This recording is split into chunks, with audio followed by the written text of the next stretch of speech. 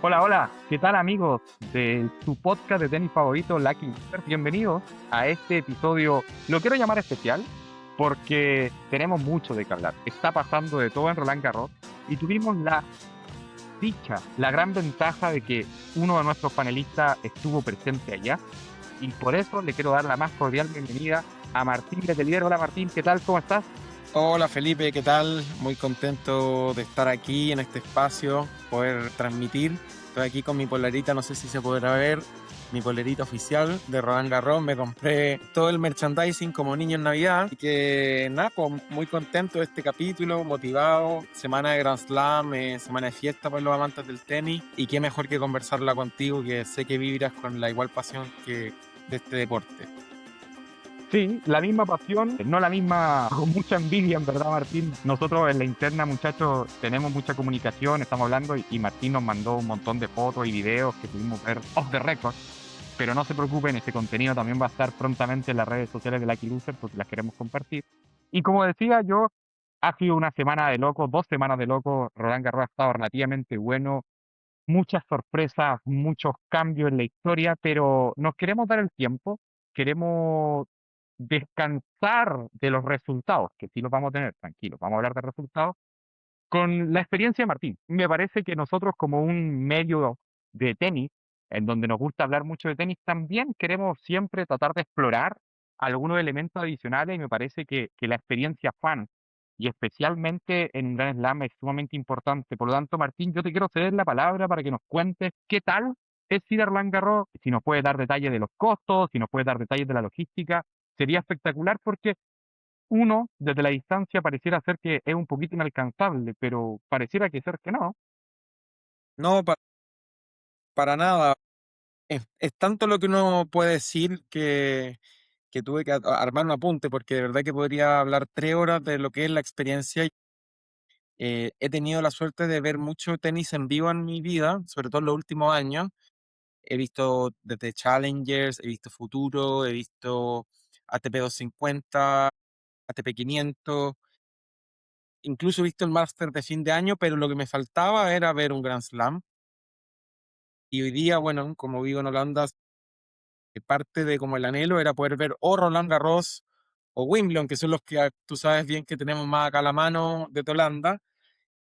Se dio la posibilidad de ver este Roland Garros, que particularmente yo creo que los latinoamericanos son los que más vibramos con este Grand Slam, en el sentido de que se da en tierra batida, en arcilla, que es la superficie con la que estamos más familiarizados, con la que nuestros tenistas generalmente han tenido los mejores resultados también. Entonces, es un Grand Slam muy, muy especial. Se ha dado el valor agregado que en esta edición ha sido una edición muy entretenida por lo sorpresiva, por el factor del calor, por la cantidad de resultados inesperados, pero ha sido una experiencia que desde principio a fin ha sido realmente un sueño de niño cumplido. Yo diría que a todo amante del tenis, fanático, sea fanático nivel máximo o alguien que ya le gusta el tenis, si tiene la oportunidad de ver un Grand Slam o puntualmente Roland Garros, que la tome, porque es una experiencia muy divertida, muy entretenida, familiar por lo demás, eh, lleno de cosas para hacer. Es casi todo un día. Creo que algo que resume muy bien, o como una metáfora, es como un Disneyland del tenis o un Lollapalooza del tenis, porque no es solo ir a ver un partido y ya, sino que es una experiencia integral. Hay áreas verdes, hay lugares para comer, hay merchandising, hay tiendas, televisiones, espacios de esparcimiento, o sea, un todo muy diseñado y con muchos detalles para que la experiencia sea integral. Desde el principio, por ejemplo, uno entra eh, y entras por la puerta principal y te recibe una estatua de Rafael Nadal como dueño de casa, esta famosa estatua que quizás han visto, que está él en una especie de metal o de aluminio, muy imponente, con el detalle de las 14 finales que ganó, con los resultados, ves desde la final de Mariano Puerta hasta el 2005, la última que le gana en el 2022 a Casper Ruud, y eso ya te va como preparando este terreno de estoy entrando en un lugar con mucha historia, un lugar donde hay mucha tradición, y uno como amante del tenis empieza a reconocer pequeños detallitos, pequeñas cosas que gatillan emociones y entretención. Por ejemplo, la puerta 14 de la Philippe Chatrier también tiene una foto de Nadal porque Nadal ha ganado 14.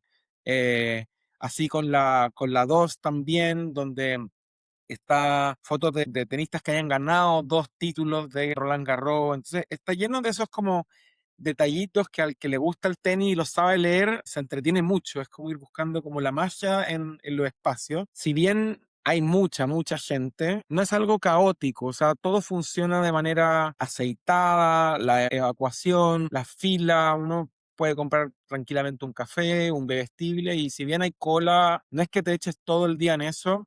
Lo mismo con las canchas, algo entretenido que tienen los Grand Slam y sobre todo en la primera semana, es que hay muchos partidos jugándose al mismo tiempo. En una tercera ronda, por ejemplo, que a mí me tocó ver octavos de final, pero en general en eso se da que hay canchas secundarias, donde son unas graderías bastante pequeñas, donde uno puede estar prácticamente al nivel de cancha, y puedes acercarte directamente y está a una altura que permite apreciar la velocidad de pelota como si estuviera en el patio del club de tu barrio, pero también tienen la Philippe Chatrier o la Suzanne Lenglen, que son estadios gigantescos, donde puedes ver el tenis de distintos ángulos, donde hay mucha más gente, y aún así se ve muy bien porque no son estadios mecanos que tienen ángulos que realmente no favorecen apreciar el partido. Aquí todo está pensado, está concebido para que el tenis sea lo principal y que el espectador que va a verlo lo pase bien, sea viendo a un junior, que de repente, no sé, yo me puse a almorzar mi sanguchito con mi pareja y había un partido de junior de unas chicas de 15 años, una chica contra una francesa, y ves el partido en primera fila, no hay mucha gente, pero estás viendo quizá a la futura número uno del mundo, uno nunca sabe.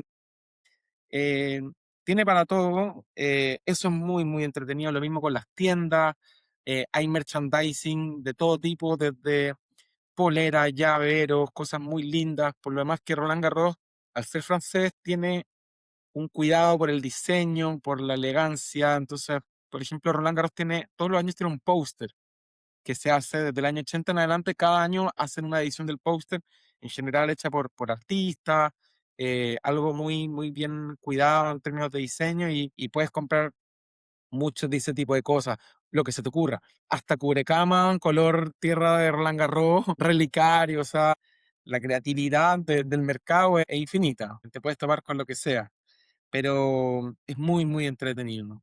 Yo no sé, tratando de hacer un parangón. A ver, muchachos, vamos a ser francos, sobre todo para gente que nos escucha en Chile. Evidentemente existe un gran stopper, el comprar el pasaje aéreo desde Santiago a París, que está caro, con el tema del combustible está bien, ok. Pero mucha gente cuando quiere ir a un mundial se endeuda nomás y va a vivir la experiencia, un mundial de fútbol. Yo tengo la sensación que si realmente te gusta el tenis, es el gustito que tenés que dar. Tenemos 4 opciones al año. Quizás uno podría pensar que Nueva York es el más conveniente, pero creo que por todos los elementos que tú mencionas, Martín, es una tremenda oportunidad desde el punto de vista de la experiencia, de ir a disfrutar el espectáculo del tenis y todo lo que rodea, pensar en ir a Roland Garros, hacer un pequeño esfuerzo. Y lo digo porque, y esto lo comentábamos en la previa, ¿no? Pareciera ser que las entradas no son inalcanzables. Obviamente, no te vas a sentar en el palco que aparece en la primera plana cuando el jugador está sacando en la Philippe Chatrier, pero hay un montón de opciones, ¿cierto?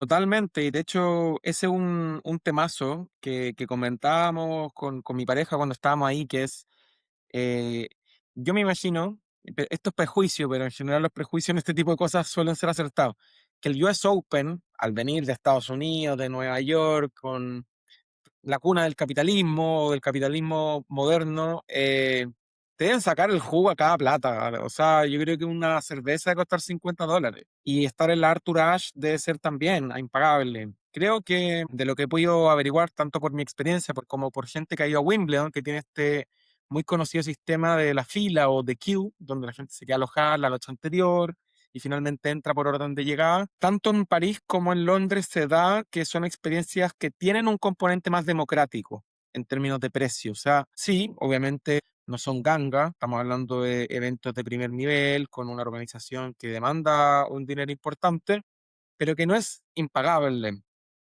Sin ir más lejos, mi entrada me costó 34 euros, es algo así como 35.000 pesos chilenos.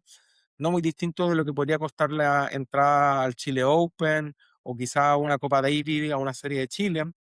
Y eso le permite entrar a, a, bueno, a todas las canchas auxiliares o secundarias, que son las que te comentaba, donde en primeras rondas tú puedes ver grandes partidos como un partido Arnaldi Verdini, te puede tocar prácticamente todos los que son jugadores del 10 top 10 para atrás, digámoslo, tanto en hombres como en mujeres. Y luego, como yo fui en una etapa un poquito más avanzada del torneo, no habían tantos partidos de singles en las canchas auxiliares, pero sí ya empieza el doble mixto, empiezan los juniors, entonces no es como que no te quedes sin panorama, todo lo contrario, hay mucho tenis pasando, la aplicación del torneo aparte te va informando, oye, a las 3 va a haber entrenamiento de Kalinskaya, por ejemplo, yo pude ver un entrenamiento de Kalinskaya que sigue en el torneo, o de Rublev y cosas así, entonces hay panorama y no es tan caro en ese sentido, o sea, puedes maximizar la experiencia. ¿Cómo, o si alguien que está escuchando el programa, cómo lo materializa? Si está desde Santiago, ¿cómo lo puede hacer? La entrada, como se da hoy en día con gran parte de los eventos masivos. Esto es común para la entrada para Bad Bunny, para la entrada para Taylor Swift, para las maratones más importantes del mundo. Y Roland Garros no es muy distinto. Hay que hacer una gran fila virtual que a mí al menos este año me tocó que lo sofisticaron un poco porque hicieron un balotá, le llaman el balot, que tú te inscribes, te haces una cuenta en Roland Garros, se hace un sorteo y en base a ese sorteo tú quedas seleccionado para poder comprar entradas. Y ahí a la suerte de la olla, puedes quedar o como no quedar, pero al mismo tiempo cada persona que queda puede comprar como hasta 4 o 5 entradas. Entonces, por ejemplo, yo me inscribí, mi pareja se inscribió, unos amigos con los que íbamos a ir también. Yo personalmente no quedé en el balotaje, pero uno de estos 4 personas sí quedó y ese perdón, esa persona pudo comprar por los cuatro. Entonces, si uno se organiza bien, no es tan raro encontrar entradas eh, a precios democráticos o populares como la que yo pude adquirir. Por supuesto, también hay otras alternativas. Hay entradas de palco donde prácticamente tú puedes estar comiendo una comida elegantísima en la Philippe Chatrier, pero bueno, te va a costar, no creo que menos de 500 euros. Eh, y está esta alternativa, como te comentaba, del balot, que necesita un poco de suerte, pero tampoco es tan loco, que definitivamente es mucho más barata, sobre todo para las primeras rondas, que es donde más recomendaría yo ir, porque claro, uno tiende a pensar, oh, ver la final. Ahí yo creo que es más difícil escapar de una entrada de varios cientos de euros, pero en las primeras rondas, que al final es donde más está pasando, es donde es más entretenido para el junkie del tenis, como nosotros, que queréis ver un comezaña sobre un dolo y te lo gozáis igual, para ese tipo de fanático del tenis, una primera, una segunda, una tercera ronda es lo mejor que uno puede hacer, creo yo. De seguro vamos a seguir hablando sobre la experiencia fan en el desarrollo del episodio, pero quisiera, no sé, Martín, antes de pasar al siguiente tópico, si hay algo que se te quedó en el tintero que crees que es importante que nuestros oyentes, que nuestros amigos sepan y conozcan de la experiencia fan.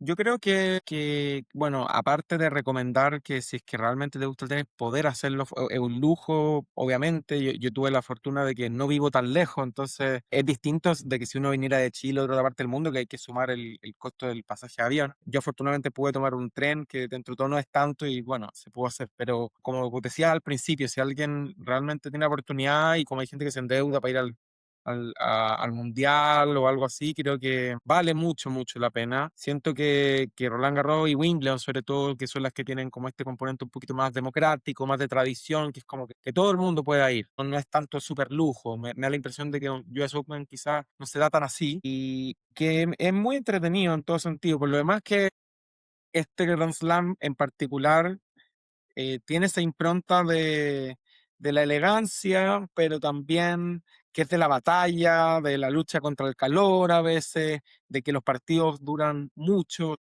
Estaba mirando estadísticas y este es de los torneos, puntualmente Roland Garros, con más partidos a 5 sets. Y eso obviamente, esas batallas que se quedan hasta varias horas de la noche hacen que sea un torneo muy, muy entretenido. nos acordábamos que cuando grabamos el capítulo de Australia, Australia fue un Grand Slam que no pasó con, obviamente es un Grand Slam y pasa, pero no hubo tanta sorpresa. O sea, ganó Sinner, poco partido a 5 sets. Se comentó que este Australia estuvo particularmente poco noticioso y Roland Garros, para bien o para mal, porque igual siempre uno quiere que lleguen los mejores, y es cierto que Sinner se fue en segunda, Alcaraz no pudo jugar, Djokovic se fue en tercera, pero creo que ese componente no ha ensuciado lo entretenido que ha sido el torneo. Todo lo contrario, le da un componente novedoso y que él ha jugado bien a esta edición. Sí, no, totalmente de acuerdo. Y como lo dijimos al comienzo, Martín nos va a subir ahí unas piezas de contenido de toda su experiencia en Roland Garros a las cuentas oficiales, obviamente al Instagram de Lucky Loser, para que ahí le den cariño, sus likes, el compartir y todo eso que dicen los influencers para seguir apoyándonos en esta aventura llamada Lucky Loser. Hablamos de lo bonito de Roland Garros, de todo lo que ha sido este tremendo torneo en la semana y media que llevamos, pero tenemos que pasar por un momento, lo voy a llamar amargo, por cómo terminó y por cómo lo dijo nuestro amigo Alex Astrolabio, un seguidor empedernido de este Lucky Loser que nos mandó un audio luego de la derrota de Tabilo contra Félix, y él utilizó este apelativo, ¿no? Estoy amargado, y yo creo, Alex, que todos compartimos lo mismo. Teníamos mucha ilusión, en ese punto las llaves ya están totalmente destrozadas, cualquiera podía avanzar, uno creía que podía darse el momento para Tabilo y creíamos en lo personal que Félix podía no ser uno de los peores oponentes en ese nivel, pero lamentablemente termina sucumbiendo en 3 sets, y como dice Alex, yo comparto con él que el partido se termina de romper en el segundo set cuando ya la diferencia se hace ostensible, y con el quiebre en el segundo set ya Félix se volvió inalcanzable para Tabilo, y Tabilo no pudo volver en el partido. Pero hablemos también de lo positivo. Tuvimos a un chileno en cuarta ronda, afortunadamente, o sea, tengo que decir afortunadamente porque hubiese sido un duro rival, la baja de Bachelot ayudó en eso, pero lo tuvimos. Ojalá que siga estando presente. Martín, tus comentarios sobre el devenir de Tabilo en París, ya que tuviste la oportunidad de verlo. Sí, bueno, un par de cositas que se me quedan en el tintero. La primera, más general de Roland Garros, y de este componente democrático que me interesa subrayar. Tuve la suerte de ir a la Philippe Chatrier. Yo no tenía entradas para la Philippe Chatrier, pero el torneo te da la posibilidad de que si no está lleno, es decir, hay gente que compró su entrada a este, que es el estadio más grande y donde se juegan los mejores partidos, por ende, si no está lleno, gente sin entrada que tiene el Ground Pass como yo, o sea, el acceso a todas las canchas secundarias, puede entrar. Y entras a ubicaciones muy buenas, bastante abajo. Van a ver luego en los registros que voy a subir que yo pude ver, por ejemplo, a Iga Swiatek, la polaca, ex número uno, 4 veces campeona de este torneo, a 20 metros. Entonces, eso es inolvidable y yo creo que tampoco pasa tanto en otros torneos. Y con Tabilo pasa lo mismo también. Como contaba, de repente hay canchas auxiliares, se están jugando doble, y de repente veo la programación, Tabilo con Miguel Ángel, eh, Miguel Ángel, no recuerdo el apellido en este momento, un Yo mexicano, tampoco, ¿ah? El mexicano. em, y aparecía la programación. Pero ya el día anterior había jugado Tabilo un partido tenso con joya francesa, Kwame. Y yo decía, no creo, yo creo que se va a bajar, quizás la aplicación no está del todo actualizada, pero bueno, fui a la cancha 18 a ver qué pasaba, se aparecía Jano, y efectivamente estaba ahí, se pone a jugar con un lenguaje corporal distinto en verdad al de single, o sea, se ve una cosa un poco más distendida, más sonrisas con la pareja de doble, no se está jugando el todo por el todo, al menos su lenguaje corporal transmite eso, muy distinto a lo que transmite en el singles, por ejemplo, que es mucho más de cabeza concentrada, más inexpresivo, mirada hacia abajo. No, esto funcionó bastante más lúdico, por así decirlo, y esas cosas son entretenidas. Se armó a propósito de esto una especie de polémica en Twitter, en hartos medios. Por ejemplo, yo vi que en Séptimo Game, este medio chileno, uno de sus cabecillas, de apellido Alarcón, comentaba que era un despropósito que un día antes estuviera jugando dobles antes de un partido tan importante como octavos de final. Y no sé tú qué piensas, yo creo que no pasó por ahí. En mi opinión, es que nadie conoce mejor lo que necesita el jugador que él y que su entorno. Y si él consideraba que el doble le venía bien para soltar el saque, para no estar en el hotel cabeceándose con la ansiedad, tener un poco de actividad, un poquito de feeling competitivo, está bien. No creo que, recordemos que Tabilo tampoco había jugado segunda ronda. El partido con Amén no fue corto, pero tampoco fue precisamente largo. Tuvo una primera ronda muy, muy corta bajo la segunda hora, bajo las 2 horas. Entonces, quizás él consideraba que lo que necesitaba era más horas de rodaje. Y yo creo que pasaba un poco por ahí. O sea, lo comentamos en el partido con Kwame, que Tabilo el primer set se veía como desenchufado, como si estuviera como recién despertando. Y yo creo que esa falta de la adrenalina que te da estar en cancha, porque es muy distinto y cualquier tenista, sea amateur, sea como tú, como yo, sea profesional, sabe que una cosa es entrenar, sabe que otra cosa es jugar puntos con un amigo y sabe que otra cosa es competir. Y yo creo que le faltaba a Tabilo, quizás eso él consideraba, no, yo necesito puntos, yo necesito competencia. Y le vino bien, creo. No sé si el partido con Félix pasó precisamente por ahí, pero no quiero monopolizar el debate. No sé si tú adhieres a mi visión de que la derrota de ayer no pasó por el doble o que fue un despropósito esto de quemar energía y cartuchos en el doble el día anterior a un partido tan importante como octavos. Sí, no, yo en términos generales comparto tu visión, Martín. La sensación que tengo es muy cercana a la tuya. A ver, cada uno conoce su cuerpo y hay veces en que tú tienes un partido importante en 2 días más y la verdad es que necesitas tenis. Y ojo, que el doble para un singlista da algunos elementos que podrían ser importantes. Si él venía, la sensación o la evaluación que hacía Tabino y su equipo era, por ejemplo, que llevaba pocas horas jugadas, evidentemente, jugar un partido, aunque sea de dobles, le agrega kilometraje. Otra evaluación que pudo haber hecho es, ¿sabes qué? No estoy sintiendo el saque. Y un partido de dobles te ayuda mucho a eso. Y así con un montón de otros elementos, no sé, que quiero practicar mi juego de net, quiero practicar raquetazos largos, lo que sea. Y comparto, finalmente. O sea, eso fue el problema del partido que perdió con Félix. Me parece que no pasó por ahí. Lamentablemente no pudo con Félix. Yo creo que todos estábamos medianamente ilusionados que podía pasar algo. Y lo que fastidia es el resultado con Félix solamente, que el partido no haya sido largo, no haya sido peleado. Desde el resultado hubieron varios momentos en donde Tabilo, no sé si se paró de igual a igual, pero la diferencia no era tanta. Me fastidia el tercer set, obviamente. Creo que Tabilo estaba para más. Y en este gran slam en donde los partidos largos se están haciendo una constante, el haber podido seguir avanzando con menos horas, aunque recién en nuestra conversación hablamos de que a veces se necesitaban más horas, quizá en el largo total final del torneo, haber llegado a una ronda de cuartos con un partido menos, podría haber sido una ventaja.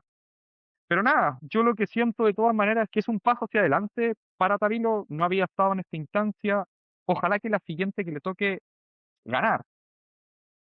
Yo le tengo fe para Wimbledon. Tabilo tiene un torneo ganado en Pasto, si no mal recuerdas, en Mallorca. Por lo tanto, lo que yo espero es que ojalá que el cambio le venga bien y lo tengamos de nuevo en Wimbledon peleando, octavos, cuartos, ¿por qué no dar sorpresa? No sé si Wimbledon vaya a ser igual de sorpresivo que Roland Garros, pero quién sabe, ¿no? Sí, de acuerdo. Mira, ahora algo me acuerdo que es de esas cositas que uno puede ver al estar. Yo en el partido de Tabilo era una cancha chica, entonces estaba en primera fila, literal. Ujú. Y era contra una pareja de doblistas franceses.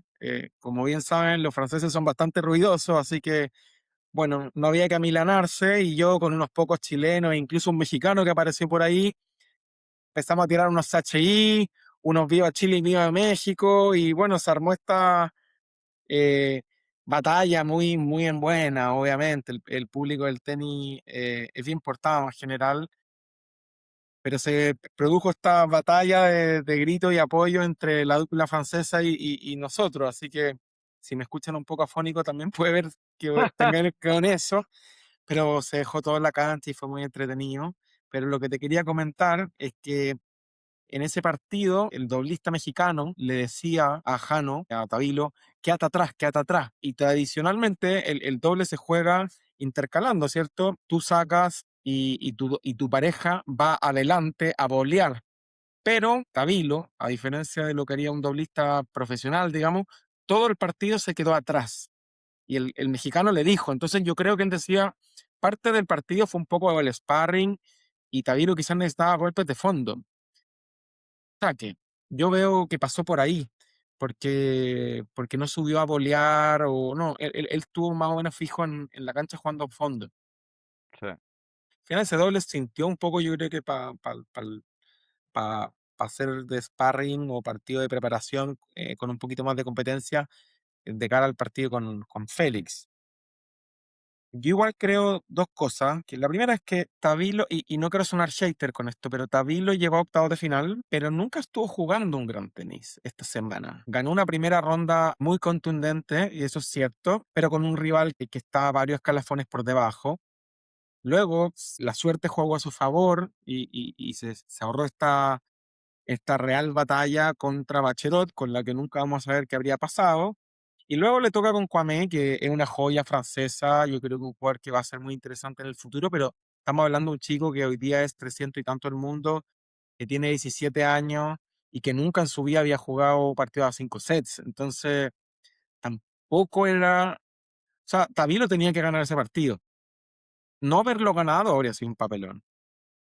Entonces, se vio en esta instancia de octavos de final, pero la verdad es que a lo largo de esta semana no estuvo en su mejor nivel, yo creo. No estuvo en el nivel de, por ejemplo, Roma 2024, donde le ganó el primer set a Zverev 6-1, donde estuvo muy, muy sólido toda esa semana. Eso siento yo. Por lo demás que, y ahí uno ve lo importante que es lo mental en el tenis, porque si tú te acuerdas del partido de ayer, por ejemplo, y yo siento que en el punto a punto no me pasaba tanto, pero sobre todo en el segundo set, todos los puntos, los pressure points que llaman ahora, los ganó Félix. Y, los juegos de saque de Félix los ganaba difícil, o sea, siempre Tavilo estaba quedando en 30, varios con deuce, versus Tavilo que estaba ganando sus juegos de saque con relativa facilidad, hasta la instancia final del set en donde se le produce la oportunidad a Félix, la concreta y listo. Y ahí el partido se acabó. O sea, el tercer set, como decías tú, fue bastante amargo porque queda esa sensación de como que no se batalló tanto. Pero pasa al final, yo creo que la diferencia entre un top 30 y un top 4, top 5 es eso, es saber lidiar con esos momentos muy finos de presión, donde la parte de la cabeza es fundamental y creo que más pasó por ahí, más que por que Teviro estaba cansado porque había jugado un doble el día anterior. sí. Oye, Martín, bueno, dejemos por hoy a Tabilo, que en este momento debe estar descansando, preparando su próxima aventura. Y quisiera traerte a lo que pasó el jueves pasado. Tú ya estabas instalándote en París, estabas montando tu campamento y se dio quizá la gran notición de la gira de arcilla, que fue la caída de Yannick Sinner. Nosotros tuvimos un programa especial a donde estuvimos hablando sobre ese tema, pero no quiero perder la oportunidad de escuchar tu opinión, si ese fue obviamente un tema recurrente allá en tu visita a Francia, y en general, saber cómo lo viste tú y cómo crees que viene el devenir de Yannick para el futuro. Escuché hace poco el capítulo de emergencia que grabaron el jueves y coincido mucho con lo que decía ahí en ese capítulo, que es que si Sinner aspira a lo que ya es, porque es una realidad, un multicampeón de Grand Slam, número uno, este tipo de cosas no pueden pasar. Todos somos humanos y todos somos falibles, incluso cuando estos jugadores tienen como esa aura de invencibilidad, pero esto se ve un poco amateur, en el sentido de que hoy día, ya con el diario del lunes, porque han pasado varios días de eso, la única declaración oficial que tenemos de su entorno y de Yannick Sinner propiamente es que no fue un golpe de calor y dice algo así como que no fue su día, que durmió mal, pero estamos hablando de instancias finales de un Grand Slam, que es el Grand Slam que le falta. O sea, tú o yo podemos dormir mal el día antes de jugar la Copa Gato, pero quizás lo que pienso, porque me parece demasiado insólito como para que esa sea la respuesta oficial, como que no puede ser tan ingenuo. Entonces, suelo pensar que tal vez Sinner, que es un caballero, dijo, bueno, en verdad no le quiero dar más vuelta a esto, porque si empiezo con lo de los calambres y el golpe de calor, empiezo como a quitarle mérito a Cerúndolo. Y en el tenis hay ciertos códigos y han habido muchos tenistas en la historia que tienden a restarle mérito al rival por este tipo de cosas. Y creo que quizás pasa por ahí. Es como la única explicación que me queda, porque que él que Sinner en su caballerosidad como que no quiso profundizar en esto para no restarle mérito a Cerúndolo. Pero es muy raro porque estamos hablando de un tipo que está ganando muy fácilmente y que no sé, o sea, probablemente de los últimos 15 juegos ganó 2 o menos, o no, fue más insólito, o sea, es como un bloqueo, ¿no? Creo que lo único que puedo como comparar, haciendo una analogía con la maratón, es como que partió corriendo muy rápido y se le acabó el tanque de benzina en el kilómetro 25 y no pudo ni caminar, nada, como que tuvo que salirse, porque uno tiende a pensar que estos jugadores tienen recursos, o sea, tienen probablemente como para buscarle una vuelta. Lo que si tú de repente doy por perdido el tercero, voto el cuarto, tengo un segundo aire en el quinto, pero ese segundo aire nunca llegó. Entonces fue algo como bochornoso, es muy extraño. Eh, Lo único positivo de todo lo que pasó con Sinner es que el departamento de proyecciones y consejos a tenistas profesionales de nuestro podcast Lucky Loser dijo que una de las outputs de esta situación es que Yannick se tenía que ir a meter en una clínica y revisarse entero. Y la información que se ha publicado es que en eso están, que van a revisar con mucho mayor detalle el estado de salud y las condiciones para que esto no les vuelva a pasar. Yo creo que esa es una salida inteligente, es una salida profesional, y es más, si hay que sacrificar un par de torneos, yo lo sacrifico, pero que me revisen entero. Y si tengo que agotar todas las medidas posibles para que esto no vuelva a suceder, lo tengo que hacer. Si tengo que estar encerrado en una clínica un par de días para que me chequeen todos mis niveles, creo que vale la pena, porque, como tú dices, no le puede volver a pasar. Pero en ese capítulo hablamos también mucho del partido que iba a suceder al día siguiente, Martín, que es, yo lo llamé la final del mundo. Novak Djokovic contra Joao Fonseca. Y yo le puse la final del mundo porque creía que si Novak lograba pasarlo, iba a ganar el torneo. Pero también dije que creía que en palabras muy sencillas, Joao iba a ganar el partido, porque la sensación que me estaba dando es que Djokovic estaba ganando los partidos por la chapa, con el nombre, pero no le había tocado todavía un rival que le entregara una cuota de intensidad y le pusiera un poquito de corazón y esfuerzo al match. Y encontramos en Joao Fonseca un monstruo que ese día pegó todas las bolas posibles. Djokovic se quejaba de la cantidad de bolas que tiró Joao que dieron en las líneas. Amigo, eso no es suerte, eso es trabajo y es un tipo que cree en sí mismo y que dio todo de sí y que todavía sigue vivo en el torneo. Martín, quisiera saber si tuviste la oportunidad de ver ese partido y cómo ves esa derrota de Nole y las opciones de Joao en el torneo, porque sigue vivo.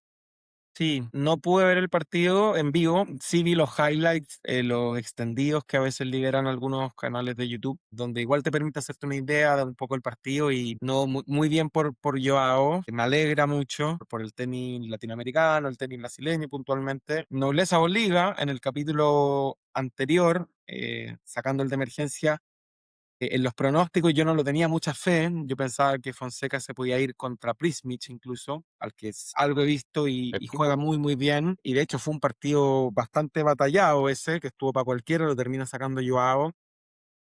Y después contra Djokovic. Creo que puede ser un partido bisagra para él en su carrera. Creo que el título que le diste de final del mundo está bien puesto, porque es de esos partidos que se juega mucho más que un partido de tenis, creo. Se juega eh, para ambos. O sea, yo creo que este partido puede ser la lápida de Djokovic, no en el mal sentido, pero porque quizás ya es como él después de este partido se va a dar cuenta que no va a tener benzina para ganar un Grand Slam de nuevo.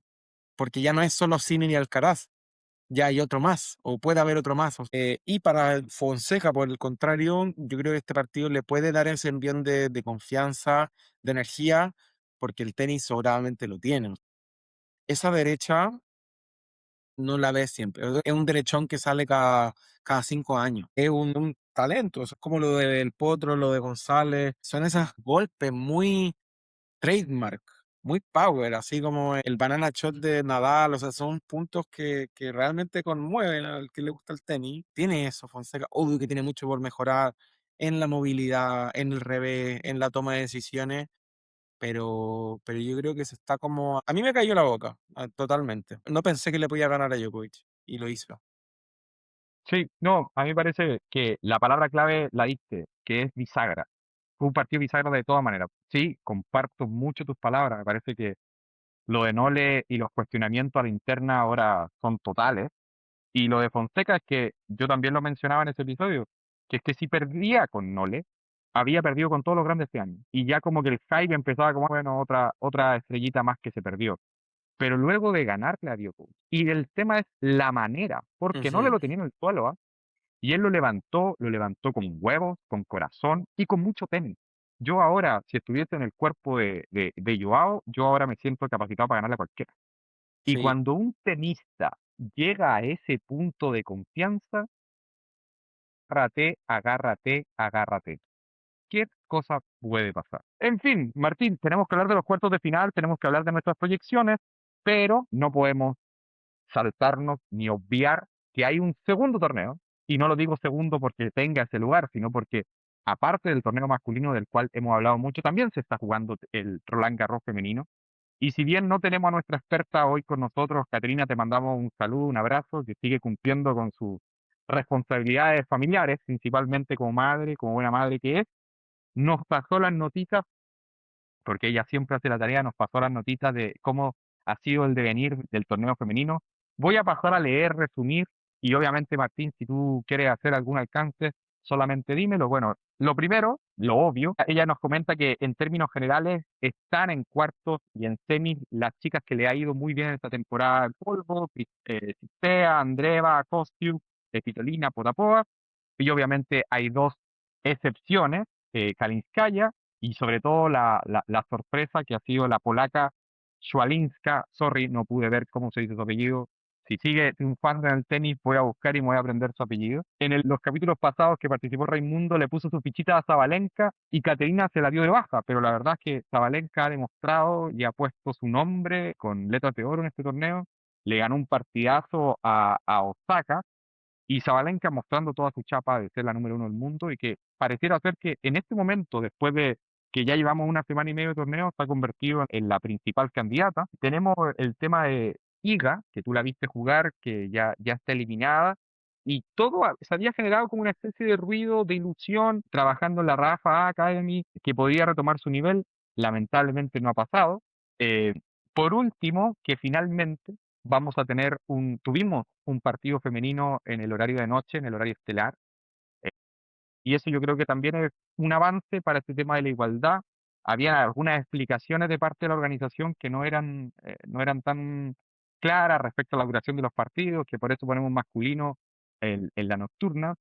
Se puso este Osaka Sabalenka, que me parece que era un partido para ponerle la nocturna, y que cumplió con la... Y por último, como siempre, nos deja los partidos. Yo sé, esta semana han sido de locos, sus agendas han estado muy completas, pero dense el tiempito. Aquí los partidos para ver, Iva Jovic contra Naomi Osaka, Victoria Mboko contra Madison Keys, ese yo lo vi en vivo, partidazo. Kalinskaya contra Potapova, Svitolina contra Kostiuk, que ese pasó hoy. Kostiuk finalmente derribó a Svitolina en el duelo de ucranianas para citarse con Andreva en semifinales. Y por último también nos recomendó el Gao Potapova. Así que cumplimos con mantener la actualidad del circuito femenino también. Martín, ¿algo que aportar, agregar al circuito femenino y al desempeño en Roland Garros de las chicas? sí, bueno, vi el domingo a Iga contra Marta Kostyuk, la ucraniana. Muy, muy buen partido. Lamentablemente, Iga está lejos de su mejor versión y ahí comentaba también, coincido con lo que decía Caterina en sus apuntes, que no está con el saque, o sea, metió muchas doble falta y un segundo saque muy lento, muy pasivo, que lo hacía inmediatamente estar en posición defensiva sacando. Kostyuk, por el contrario, está en la zona, como se suele decir, cuando un jugador está encendido, muy concentrada, tiene una capacidad física increíble, llega a todo, tiene muy buenos golpes también, muy buen servicio, así que ha tenido una gran temporada Arcilla y no miraría tan descabellado que pueda hacer algo importante. Hoy día le ganó a su compatriota y le va a tocar contra Miran Reyeva, la rusa, así que yo creo que va a ser un partido picante. Sabemos que Marta Kostyuk no es alguien muy querida en el circuito o muy resistida, o es como o la amas o la odias, porque es una jugadora ucraniana y muy categórica con su posición frente a la guerra. Ella no, hasta el día de hoy, no saluda a las jugadoras rusas y también cuestiona a cualquier jugadora que no se pronuncie de manera contundente contra la guerra. Tenía un par de encontrones, entonces mañana jugar contra una rusa, yo creo que va a ser un partido picante y de muy buen tenis en la cancha, así que ver eso. Y por el otro lado, creo que Zabalenka tiene una gran oportunidad para ganar este torneo, porque no veo quién le pueda ganar. O sea, Osaka era un rival difícil, supo sortear esa batalla y ahora le toca contra Schneider y luego contra la campeona, o sea, perdón, contra la ganadora de Chwalinska, esta polaca que venía de la quali y se metió, y Kalinskaya, que tampoco es una especialista en arcilla. Entonces, yo creo que Valenca tiene el camino bastante allanado hasta la final y por el otro lado va a ser un partido apretado, pero creo que esta oportunidad es de Sabalenka sin Coco Gauff, sin Iga Fina, sin Rybakina, que se fue en primera ronda, tiene una oportunidad apreciada para ganar Roland Garros, que no lo ha ganado. Así que esperar qué pasa ahí. Oye, estamos hablando de mujeres y si bien estamos dedicados a lo que está pasando en París, en Roland Garros, nos tenemos que abstraer porque se liberó. O sea, se venía hablando, ya se escuchaban rumores, ya se daba por hecho hace tiempo, pero ya tenemos la confirmación de que la gran Serena Williams regresa al circuito. Va a participar jugando dobles con Towson, me parece, en Queens, y se ratifica esto, ¿no? Que este ruido que volvía, y vuelve a jugar acá este dobles, pero siempre con la proyección de volver los individuales. Es como que si regresase Nadal o Federer al circuito. Es así de grande, es así importante. Obviamente, todo el morbo, todo el interés de querer saber cómo regresa, cuál es su nivel y qué es lo que puede hacer en el actual devenir del circuito. ¿Cómo ves, Martín, tú el regreso de Serena?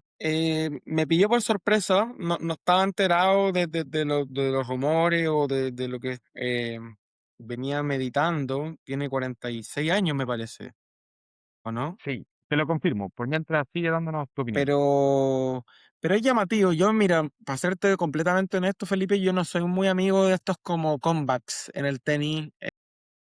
El caso de Murray, ponte tú, que se retiró con conferencia de prensa en llanto para luego volver, y, y alguien con el legado de Murray luego nunca volvió a ser, estuvo jugando Challengers. Entonces como que van empañando un poco más su legado que otra cosa. Me pasa acá que Serena Williams es probablemente la mejor tenista de la historia, multicampeona de Grand Slam, me parece que tiene 24. O sea, no tiene nada que probar y creo que esto, haga lo que haga, salvo que gane un Grand Slam y me calle la boca, pero no sé, imagínate a Serena Williams jugar US Open y se va en primera ronda contra una 60 del mundo, que es lo razonable. Estamos hablando de una persona de 46 años, eh, 35.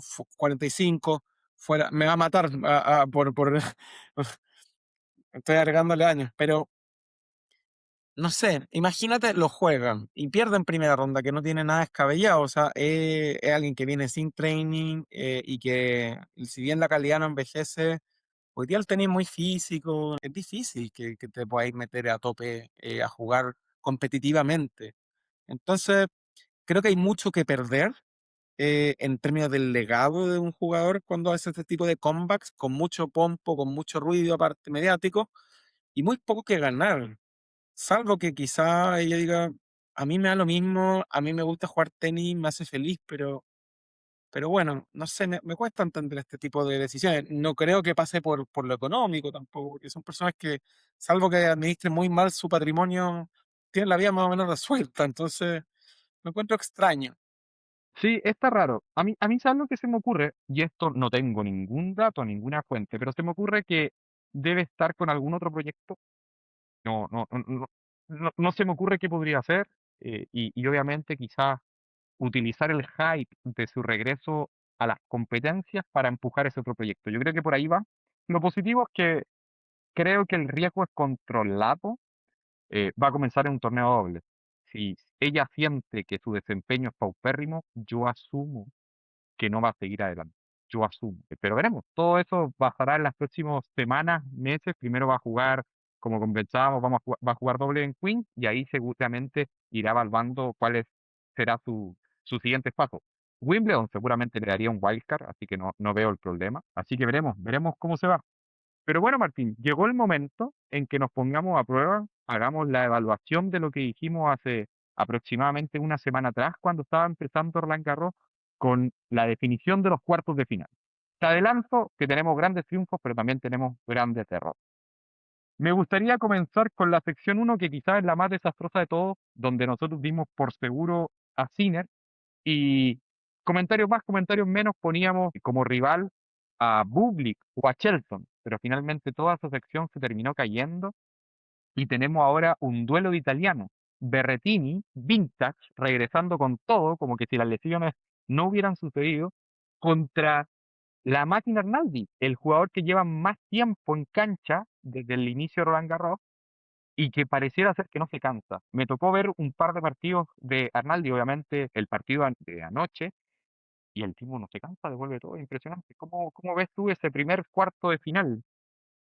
Sí, no, partidazo, lindo partido. Habíamos comentado que me acuerdo que en el capítulo previo al torneo habíamos que comentado la primera ronda de Arnaldi, que creo que jugaba contra, no recuerdo, creo que era contra Sisu Bergs, por ejemplo, y que lo habíamos adelantado como un partido peleado e interesante.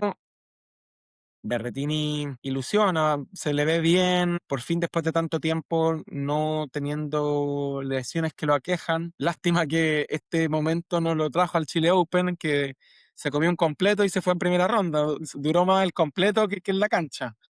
Pero al margen de las bromas, bueno ver a Mateo también.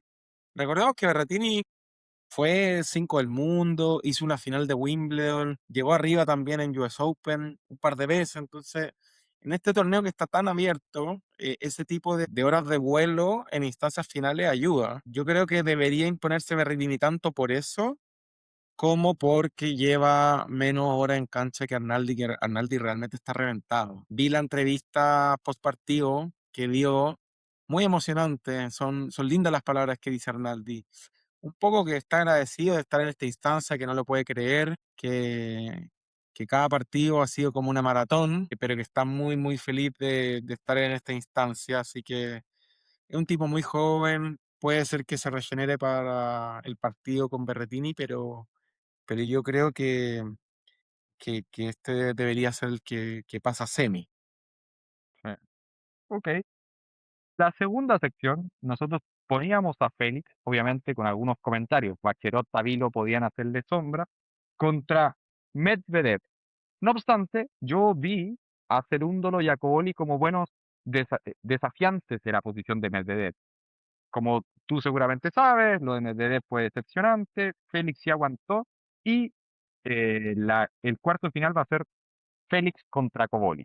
Yo ese lo voy a dar como ganado por los comentaristas y panelistas de Lucky Loser porque acertamos a Félix y si bien no lo mencionamos como primera opción, dejamos a Coboli ahí en un lugar de challenger a la posición de Medvedev que finalmente lo logró. ¿Cómo ves tú el partido de Félix con Coboli? Ha peleado, Coboli ha hecho la pega calladito, ha ganado casi todos los partidos en 3 sets, sin mucho ruido. Y yo lo veo bien. Coboli ganó un torneo, no un Master 1000, pero creo que ganó Hamburgo. O no, Hamburgo lo ganó Ben Shelton, creo. Pero uno de los ATP 500 que se juega antes, lo ganó Coboli. Ya te lo confirmo. Así que puede ser. En esta sección, lo que me parece insólito es la oportunidad despilfarrada por Fran Cerúndolo. Tenía todo para ser un Grand Slam importante y terminó perdiendo con el gringo Svajda, que nunca había ganado un partido en arcilla antes de este Roland Garros. O sea, yo a ese tenista no lo conocía, ¿no? Zachary Svajda, pero estuve haciendo un poco de research y es un jugador full hardcore de esos tenistas que hacen 9 meses de los 10 meses del año lo hacen en Estados Unidos. Y de repente agarró vuelo y Cerundo lo perdió contra él en una oportunidad increíble. Así que eh, porque habría sido habría sido un lindo octavo Coboli con Cerúndolo. Y el Cerúndolo bueno, o el teóricamente bueno, que ahora vamos a tener que redefinir esos roles, se perdió la oportunidad de la vida. Pero volviendo al partido con Félix y Coboli, Ese para mí es de pronóstico reservado. Sí, contra Tabilo vi que Félix es muy, muy certero con el saque. El servicio le está entrando mucho y a pesar de no ser un jugador de arcilla, recordemos que cuando él se hizo conocido, para mí nunca se me va a olvidar que cuando Félix aparece en el panorama mundial tenístico, es precisamente en nuestra querida gira de arcilla latinoamericana.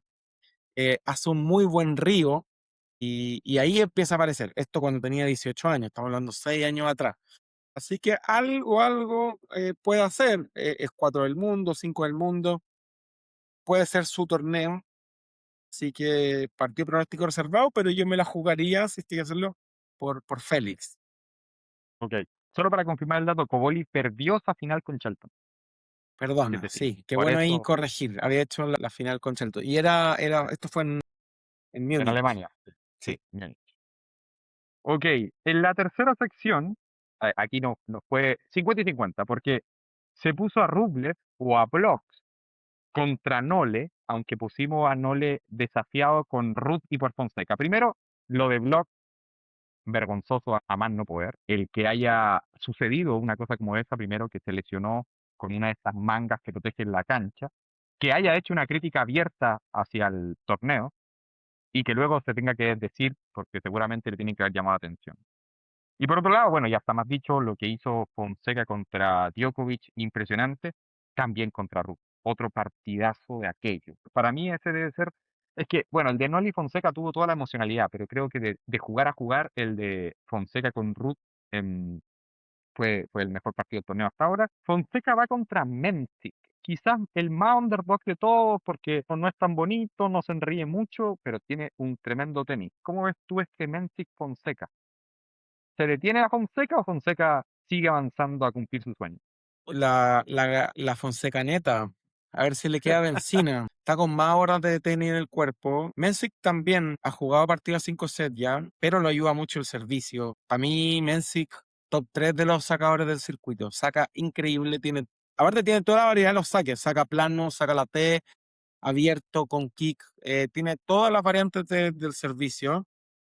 Entonces le rinde mucho y eso también hace que un partido de 5 sets te pueda ayudar el saque sin tener que jugar tantos partidos, porque dentro de tiene bastantes puntos, lo que se llama tener el punto gratis, que de gratis no tiene mucho porque hay que trabajar, pero ese punto que no es ace, pero que no vuelve o vuelve una vez una pelota muy fácil. Mensik tiene mucho de eso.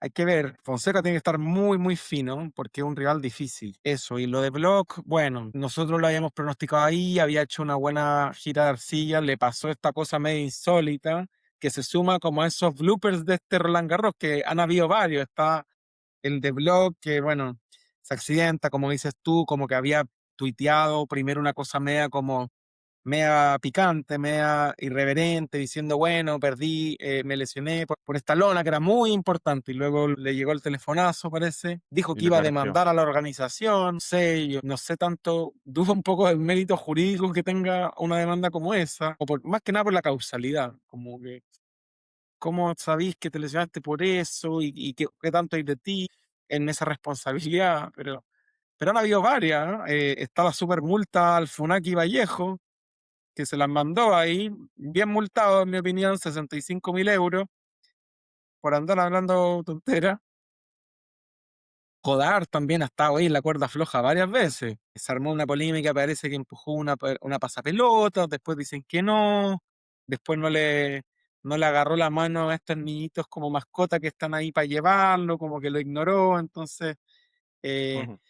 tiene sus cosas de viejo mañoso el nuevo Wonder Kid español, pero estas cosas como de bloopers le dan también harto sabor y contenido a los Grand Slam. Y por último, la sección cuarta, en donde yo voy a dar que el equipo lo logró. Acertamos con Zverev contra Jovar. Habíamos puesto otros nombres también en segunda o tercera opciones, pero sí dijimos Zverev y Jovar. Incluso yo me la jugué. ¿Te acuerdas cuando hicimos ese escenario ficticio? ¿Qué pasaría si no estuviese Sinner? Yo dije que Jovar iba a ser campeón de Roland Garros. Lamentablemente me falló hoy. Tuvo su primera derrota grande y fea, porque de verdad estuvo arriba 5-2 en el primer set contra Zverev, pero se vinieron encima, lo pierden tie break y luego lo pierden 3 sets. y es como que no hubo mucha respuesta. Venía demostrando mucho, la verdad que había generado mucha ilusión en los medios españoles, pero hoy día fue como una vuelta a la realidad.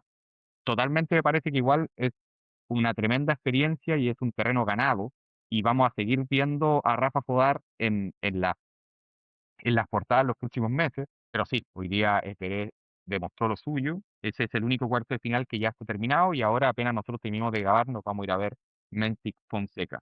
Así que ahí no te pregunto quién va a ganar porque ya Zverev está en semifinal. Pero sí lo Sí, que te voy a preguntar, Martín, es obvio y lógico, después de este torneo de Roland Garros que nos ha dejado de todo y un montón de sorpresas donde mucho pronóstico, mucha proyección se cayó en mil pedazos. ¿Quién crees tú que va a ganar Roland Garros? sí. Déjame permitir desarrollar un par de puntitos de este cuadro. Lo primero es, me llama mucho la atención que latinamos con lo de Jodar, pero había un hype acertado sobre Jodar, lo que no deja de ser sorpresivo porque es un jugador muy reciente en el circuito grande y de hecho las casas de apuesta hasta ahora, hoy día ya no, pero antes del partido lo ponían como el tercer favorito para ganar el torneo. Un tipo que nunca había ganado, jugado un Roland Garros. Es bastante increíble lo que se produjo en torno a Jodar y que en el fondo él cumplió las expectativas y terminó perdiendo contra Zverev, que es el favorito máximo, que está haciendo su quinta semifinal. Eso. Y también es increíble que Tabilo le ganó hace 2 meses a jugar 6-1, 6-2 en Indian Wells.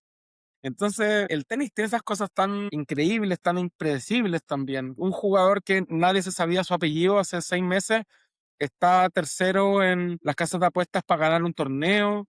Nuestra figura principal le ganó igual hace 2 meses en otro Master 1000. Quizá en 3 meses más estamos hablando de que el US Open es de Moisés Kouamé. No sé, pues. Es verdad que vivimos en este mundo del duopolio, pero a mí me alegra que a ratos, como decían en el capítulo pasado, pasamos del duopolio al monopolio, de cine regalando todo lo que está a su paso y ahora estamos como en una pequeña ventana de anarquía, parece ser, que creo que le da un aire fresco al tenis. Yo creo, Martín, que nosotros lo venimos comentando. A ver, no se trata de que el duopolio sea una cosa que nos moleste per se o que sea aburrida. Para nada, ver a Alcaraz y a Sinner matándose en un partido es muy divertido para la gente que nos gusta ver tenis. Pero lo que nosotros estábamos evaluando, viendo, era que se estaban repitiendo ciertos patrones. Tú mismo lo hiciste, ¿no? Como que el Abierto de Australia fue un buen torneo, sí, claro, pero como que le faltaba un poquito de sazón. El problema es que se lo guardaron todo y lo tiraron todo en Roland Garros. Y yo agradezco, de verdad agradezco que tengamos tantas opciones, tantos finales posibles, tantas cenicientas, tantas sorpresas, tantos tapados. Yo creo que si vamos a recordar mucho este torneo, ¿te acuerdas de este Roland Garros donde nadie sabía quién lo iba a ganar? Maravilloso. Pero dale, Sí, continúa, por favor. total. No, estoy completamente de acuerdo, nada que agregar. Sí, como toda buena película, necesitas buenos protagonistas, pero también buenos personajes secundarios. Y eso es lo que estaba faltando. De acuerdo. Pero no te la has jugado todavía. Aquí tengo el lápiz para anotarlo. Es que yo aquí soy parcial porque no soporto Zverev. O cualquiera menos él. Eh, Hay una parte de mí más racional. A ver, si yo tuviera que jugar plata, creo que le tendría que jugar a Zverev. Porque es como que le toca. Esta es su quinta semifinal, es su mejor Grand Slam, llega muy fresco y el único rival que tiene, así como objetivamente, es su cabeza. Puede ser que se autoboicotee, puede ser, sabemos que ya lo ha hecho varias veces, pero no creo capaz ni a Berretini, ni a Coboli, ni eventualmente a Fonseca como para ganarle. No los veo realmente. Y tienen todos ellos muchas más horas de juego. Así que con el dolor de mi alma creo que debiese ser Zverev, pero puede ser, así como le pasó en el 2020 contra Tiam, como le pasó contra Alcaraz en Roland Garros 2024, que teniendo el partido más o menos en el bolsillo, se auto boicotee. Ese es como el asterisco que yo pondría. Y yo, Martín, de verdad, comparto plenamente. Yo no quiero que Pérez gane Roland Garros. No me gusta, es un llorón. Ha dado muestras también de no ser una persona digna de admirar afuera del tenis.